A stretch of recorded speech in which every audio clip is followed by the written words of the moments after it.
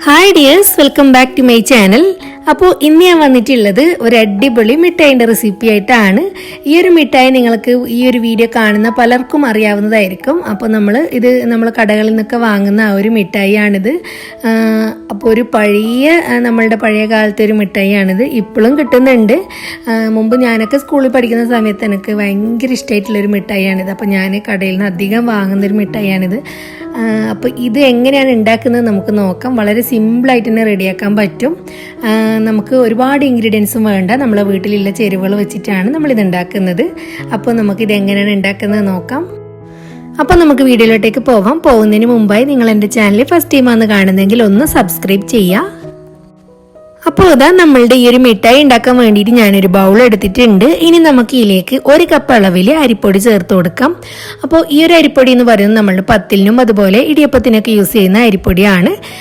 അരിപ്പൊടി ചേർത്ത് കൊടുത്തതിന് ശേഷം നമുക്ക് ഇതിലേക്ക് 3 ടീസ്പൂൺ അളവിൽ നെയ്യ് ചേർത്ത് കൊടുക്കാം. ഇനി നിങ്ങൾക്ക് നെയ്യിൻ്റെ ഫ്ലേവർ ഇഷ്ടമില്ല എന്നുണ്ടെങ്കിൽ നിങ്ങൾ ഇതിലേക്ക് ഓയിൽ ചേർത്ത് കൊടുക്കാം. ഇതേ സെയിം അളവിൽ തന്നെ ചേർത്ത് കൊടുക്കുക. അപ്പോൾ ഓയിൽ എടുക്കുന്ന സമയത്ത് നിങ്ങൾ വെജിറ്റബിൾ ഓയിൽ എടുത്താൽ മതി. അപ്പോൾ അതൊന്ന് ശ്രദ്ധിച്ചാൽ മതി. ഇനി നമുക്ക് നല്ലോണം ഒന്ന് മിക്സാക്കി കൊടുക്കുക. അതിന് ശേഷം നമുക്ക് ഇതിലേക്ക് പാല് ചേർത്ത് കൊടുക്കണം. അപ്പോൾ ഇത് ഞാനിത് മിക്സാക്കി എടുത്തിട്ടുണ്ട്. അപ്പോൾ നമുക്ക് ചേർത്ത് കൊടുക്കേണ്ടത് 1/2 കപ്പ് അളവിൽ പാലാണ്. അപ്പോൾ 250 ml ആണ് ഞാൻ എടുത്തിട്ടുള്ള നമ്മളുടെ അരിപ്പൊടി. അപ്പോൾ ഇത് അതേപോലെ 125 ml പാലും കൂടി ഇതിലേക്ക് ഞാൻ ചേർക്കുന്നുണ്ട്.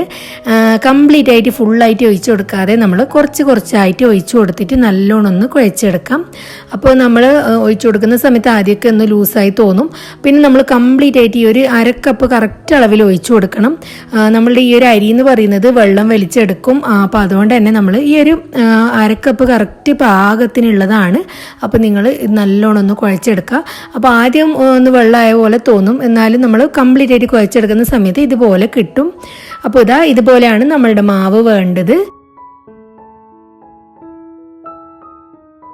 ഇനി നമുക്ക് നമ്മളുടെ ഈ ഒരു മാവ് എടുത്തിട്ട് ഒന്ന് ഷേപ്പാക്കി എടുക്കണം. അപ്പോൾ ഞാൻ ആദ്യം ഒരു ചെറിയ എമൗണ്ടിൽ എടുത്തിട്ടുണ്ട്.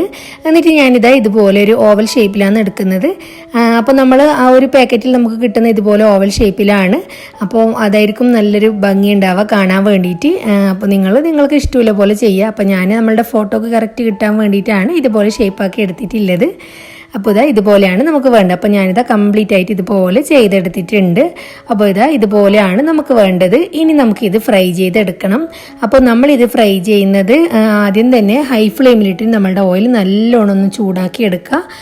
അപ്പോൾ നല്ലോണം ചൂടായി വന്നിട്ടുണ്ട് നമ്മളുടെ ഓയിൽ. എന്നിട്ട് നമുക്ക് ലോ ഫ്ലെയിമിലേക്ക് ആക്കി കൊടുക്കുക. എന്നിട്ട് വേണം ഇത് നമ്മൾ ഇതുപോലെ ഇട്ട് കൊടുക്കാൻ വേണ്ടിയിട്ട്. എന്നാലും നമുക്കിത് ഫ്രൈ ചെയ്ത് കിട്ടുന്ന സമയത്ത് നല്ല ക്രിസ്പി ആയിട്ട് കിട്ടുകയുള്ളൂ. അപ്പോൾ നിങ്ങൾ അതുപോലെ തന്നെ ഫ്രൈ ചെയ്തെടുക്കാം. അപ്പോൾ ഞാൻ കംപ്ലീറ്റ് ആയിട്ട് ഇട്ട് കൊടുത്തിട്ടുണ്ട്. ഇനി ഒന്ന് ജസ്റ്റ് ഒന്ന് ഇളക്കി കൊടുക്കുക. എന്നിട്ട് നമുക്കിത് ഗോൾഡൻ ബ്രൗൺ കളർ ആവുന്നത് വരെ ഒന്ന് ഫ്രൈ ചെയ്തെടുക്കാം. അങ്ങനെ ഇതൊരു ഗോൾഡൻ ബ്രൗൺ കളർ ആയിട്ടുണ്ട്. ഇനി നമുക്കിത് ഓയിലിൽ നിന്ന് മാറ്റാം. അപ്പോൾ നല്ല ക്രിസ്പി ആയിട്ട് തന്നെ നമുക്ക് കിട്ടിയിട്ടുണ്ട്. ഇനി നമുക്കിത് നമ്മൾ ഏത് പാത്രത്തിലേക്കാണോ മാറ്റുന്നത് അതിലേക്ക് മാറ്റി കൊടുക്കാം.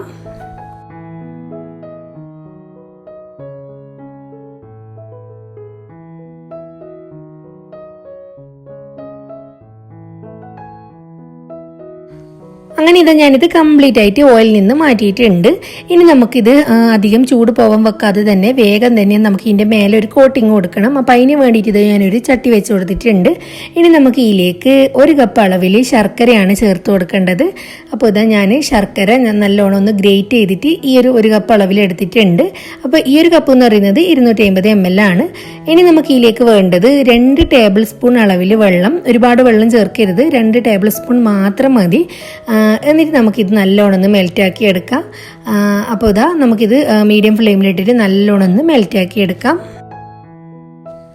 അപ്പോൾ നമ്മളുടെ ശർക്കര നല്ലോണം മെൽറ്റായി വന്നിട്ടുണ്ട്. ഇനി നമുക്ക് ഇത് കറക്റ്റ് പാകത്തിനായിനോ എന്ന് എങ്ങനെ മനസ്സിലാക്കാന്ന് വെച്ചാൽ ഇതുപോലെ ഒരു ബൗളിൽ കുറച്ച് വെള്ളം എടുക്കുക. എന്നിട്ട് ഇതിലേക്ക് ഇതുപോലെ 2-3 ഡ്രോപ്സ് നമ്മളിതിലേക്ക് ശർക്കര ഒഴിച്ചു കൊടുക്കാം. അപ്പോൾ നമ്മൾ ഒഴിച്ചു കൊടുത്തതിന് ശേഷം ഇതുപോലെ നമുക്ക് കുറച്ച് കട്ടിയായിട്ട് കിട്ടുന്നുണ്ടെങ്കിൽ ഇത് കറക്റ്റ് പാകമായി എന്നർത്ഥം. അപ്പോൾ നമുക്ക് ഇതിൻ്റെ ഫ്ലെയിം ഒന്ന് കുറച്ച് വെച്ചതിന് ശേഷം നമ്മൾ നേരത്തെ ഫ്രൈ ചെയ്ത് വെച്ചത് ഇതിലേക്ക് ചേർത്ത് കൊടുക്കാം. അപ്പോൾ നമ്മൾ ചേർത്ത് കൊടുത്ത സമയത്ത് തന്നെ പെട്ടെന്ന് തന്നെ ഇളക്കി കൊടുക്കണം.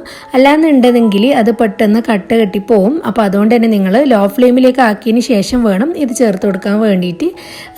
ഒന്ന് 2-3 മിനിറ്റ് ഒന്ന് ഇളക്കി കൊടുത്തതിന് ശേഷം നമുക്ക് ഫ്ലെയിം ഓഫ് ചെയ്യാം. അപ്പോൾ ഇത് കറക്റ്റ് അതിൻ്റെ മേലെ ഫുള്ളായിട്ട് ഒരു കോട്ടിങ് കിട്ടുന്ന വിധത്തിൽ നമ്മളിത് ഇളക്കി കൊടുക്കുക. ഇനി നമുക്ക് ഇതൊരു പാത്രത്തിലേക്ക് മാറ്റാം. അപ്പം നമ്മൾ ഏത് പാത്രത്തിലേക്കാണോ മാറ്റുന്നത് അതിൽ കുറച്ച് ഓയിൽ ഉണ്ടാവണം. ഓയിലൊന്ന് സ്പ്രെഡാക്കി കൊടുത്തതിന് ശേഷം വേണം ഇത് നമ്മൾ അതിലേക്ക് ഇട്ട് കൊടുക്കാൻ വേണ്ടിയിട്ട്. അല്ലാന്നുണ്ടെങ്കിൽ ഇത് ഒട്ടിപ്പിടിക്കും. ഇപ്പോൾ തന്നെ നമ്മളുടെ ഫ്ലെയിമൊക്കെ ഓഫ് ചെയ്തതിന് ശേഷം പെട്ടെന്ന് ഇത് നമ്മളുടെ തവിയിലൊക്കെ ഒട്ടിപ്പിടിക്കുന്നുണ്ട്. അപ്പോൾ വേഗം തന്നെ നമുക്ക് ഈ ഒരു പാത്രത്തിലേക്ക് മാറ്റാം. അപ്പോൾ ഇത് നമ്മളുടെ കൈക്കൊന്ന് ചൂട് തട്ടുന്ന വിധത്തിലാവുന്ന സമയത്ത് നമുക്ക് പെട്ടെന്ന് തന്നെ ഇത് ഓരോന്നായിട്ട് വിട്ട് കൊടുക്കുക. കാരണം കുറച്ചും കൂടി ആറിക്കഴിഞ്ഞാൽ നമുക്ക് അതുപോലെ ആക്കാൻ പറ്റൂല. അപ്പോൾ ഞാൻ കുറച്ച് ലേറ്റ് ആയിപ്പോയി. അപ്പോൾ അതുകൊണ്ട് എനിക്ക് എല്ലാം ഒന്ന് സെപ്പറേറ്റ് ആക്കി എടുക്കാൻ പറ്റിയിട്ടില്ല. അപ്പോൾ നിങ്ങൾ ഒരു ചെറിയ ചൂട് മാറിയതിന് ശേഷം വേഗം തന്നെ ഒന്ന് മാറ്റി കൊടുക്കാം. അപ്പോൾ ഇതാ വളരെ ടേസ്റ്റി ആയിട്ടുള്ള നമ്മളുടെ ഈ ഒരു മിഠായി റെഡി ആയിട്ടുണ്ട്. അപ്പോൾ തീർച്ചയായിട്ടും നിങ്ങൾക്ക് ഇഷ്ടമാവും. ട്രൈ ചെയ്ത് നോക്കണം.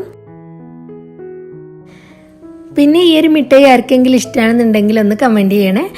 അപ്പോൾ ഈ ഒരു വീഡിയോ നിങ്ങൾക്ക് ഇഷ്ടമായിട്ടുണ്ടെങ്കിൽ ലൈക്ക് ചെയ്യുക, ഫ്രണ്ട്സിനും ഫാമിലിക്കും ഒക്കെ ഒന്ന് ഷെയർ ചെയ്യുക. പിന്നെ എൻ്റെ ചാനൽ മറക്കാതെ ഒന്ന് സബ്സ്ക്രൈബ് ചെയ്യുക. അപ്പോൾ ഇനി നമുക്ക് നെക്സ്റ്റ് വീഡിയോയിൽ കാണാം.